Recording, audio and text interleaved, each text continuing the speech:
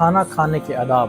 یہ ہمیں خود کو بھی معلوم ہونی چاہیے اور کوشش کریں کہ اپنے بچوں کو بھی سکھائیں تاکہ سیرت آل محمد پہ چلے، ہمیں پریشانیاں کم آئیں، عمر طول ہو اور بیماریوں سے محفوظ رہیں اگر ہم سیرت آل محمد پہ عمل کریں گے۔ کھانے کے آداب یہ ہیں کہ سب سے پہلے جب کھانا شروع کریں تو اپنے ہاتھ دھوئیں، اس کے بعد جب بھی کھانا کھانے لگے تو بسم اللہ الرحمن الرحیم پڑھیں اور کھانا کھانے کے بعد الحمدللہ رب العالمین پڑھیں۔ اور معصوم فرماتے ہیں کہ زیادہ دیر دسترخوان پہ بیٹھیں، جتنی دیر آپ دسترخوان پہ بیٹھیں گے تو آپ کو وہ لمحہ زندگی میں شمار نہیں ہوگا، یعنی کہ آپ کو اضافی وقت ملے گا۔ اور کھانا کھانے سے پہلے نمک کا استعمال تھوڑا سا کریں، یعنی تھوڑا سا نمک چکھ لیں اور کھانا کھانے کے بعد بھی چکھ لیں۔ فرمان معصومین کے مطابق اگر آپ نمک چکھیں گے تو 70 بیماریوں کا علاج آپ کو ہوگا۔ اور کھانا جو ہے دائیں ہاتھ سے کھائیں